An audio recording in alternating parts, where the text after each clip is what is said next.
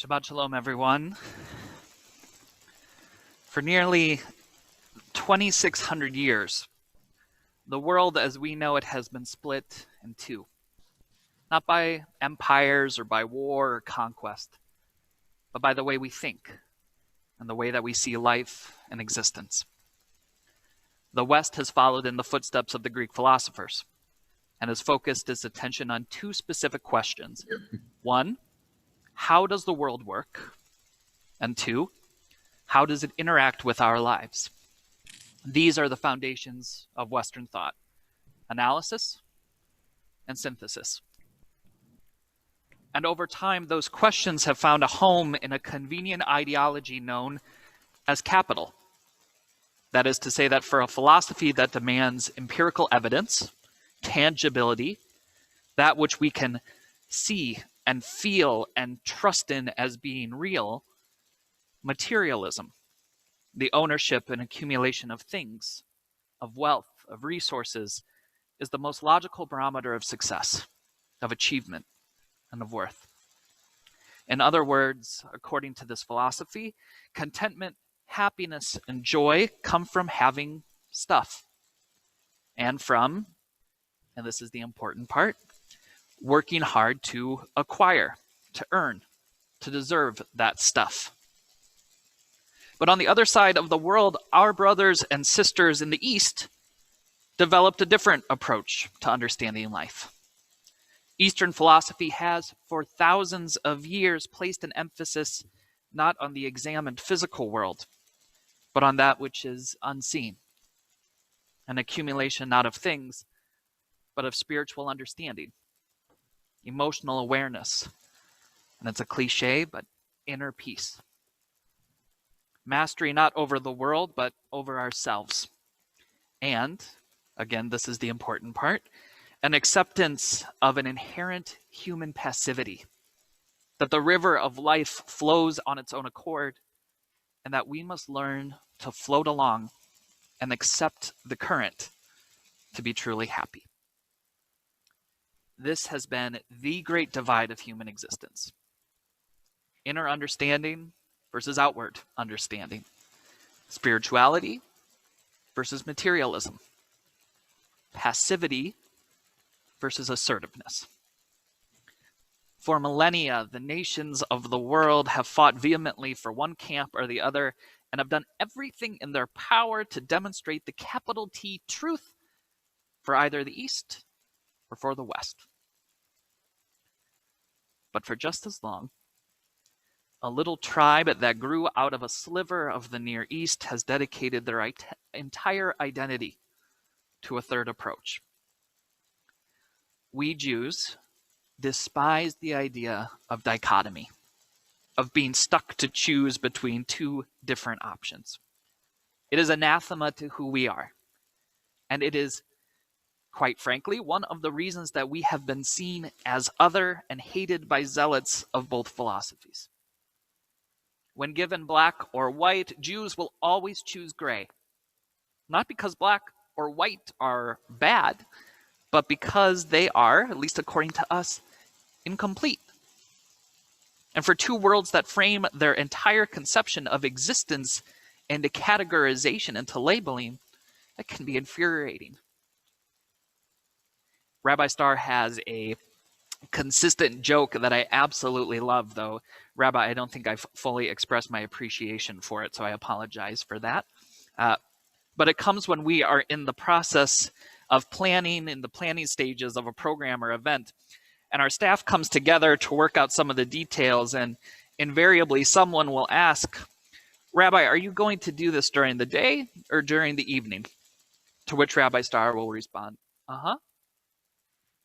Is this open to the whole congregation, or do you have a specific group that you're targeting? Yep.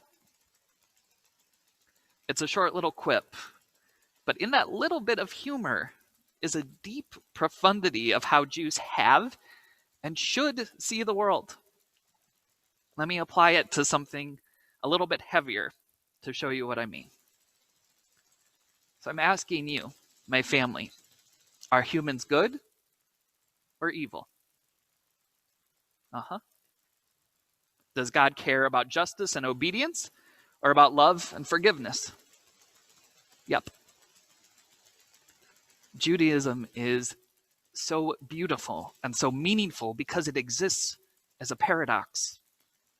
It transcends definition and categorization, and for that reason, it is far more encompassing than any other philosophical system could ever be.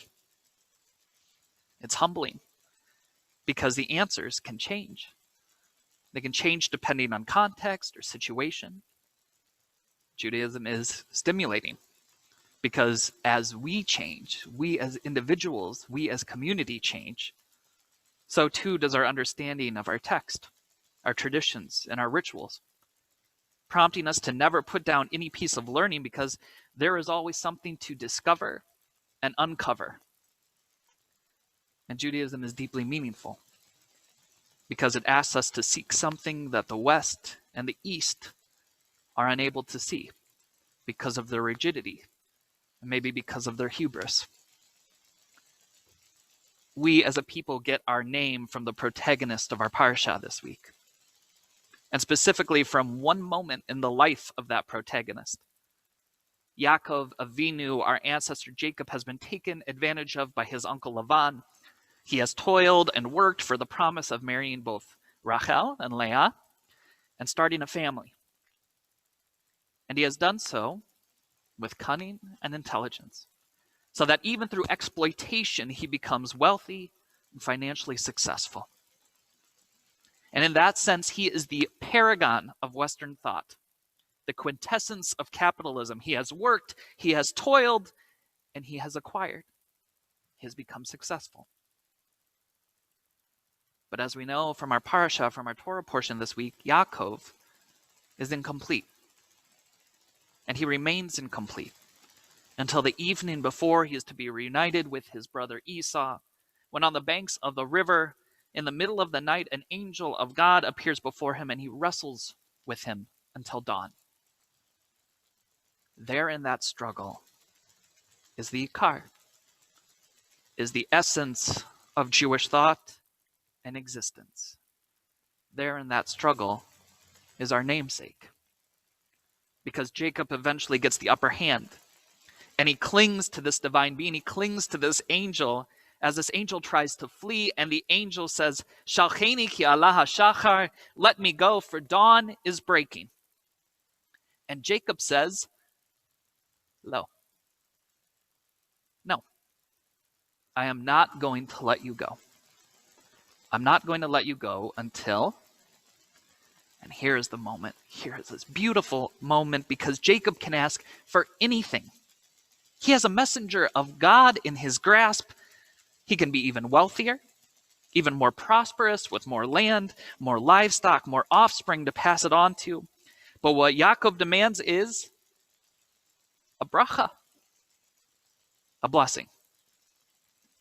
A blessing. And this, my friends, is when Judaism goes where other philosophies don't.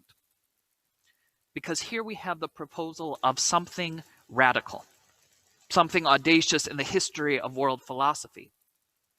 We have a belief that contentment, that meaning, that happiness, that joy comes from spirituality. But spirituality that is actively and aggressively pursued and fought for. Jacob earns the name Yisrael, he who wrestles with God, not because he just patiently waited to receive the compensation of his labor, but because he worked hard despite the circumstances to build and to provide for his family, and then that he still had the chutzpah to fight with every last breath of his body to get close to the divine, to be blessed in a way that he hadn't been blessed before, with spirit, with understanding, with inner peace. What makes Judaism so remarkable? Its insistence that we fight to know God, that we fight to know ourselves with the same passion, intensity, time, and energy as we do to earn a paycheck, to provide for our families, to keep ourselves living comfortably.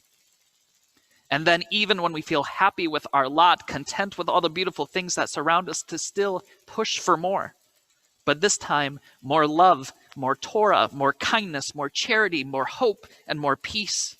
That is what it means to be a Jew. To fight for blessings.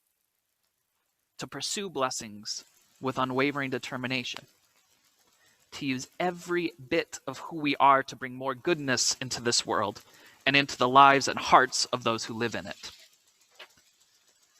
Does Judaism want us to have things or to have enlightenment? Yes. Does Judaism want us to spend our time occupied with the world around us or with ourselves? But in a more succinct and not so abstract way, though I know that's the entire point, Judaism wants us to model ourselves after the Jacob who becomes Yisrael, to work hard in our daily lives, but to work just as hard, if not harder, in our spiritual lives, and to live each and every day by holding on to it with all our strength and not letting go until we demand that each day bless us. As we learn in Pirkei Avot, the day is short and the task is immense. Our lives are short. Our Jewish life and the responsibility of Jewish life is immense. And though we can never complete it all, we are commanded to be active, diligent, and proud workers towards the completion of a life of meaning. So let's take this Shabbat to remind ourselves of the brilliance of this inheritance of ours. To take this day of rest to reflect on the holy work that lies as a gift before us. That we may wrestle day in and day out with the questions of who we are, how we are, and why we are, but that we never give up wrestling for blessings.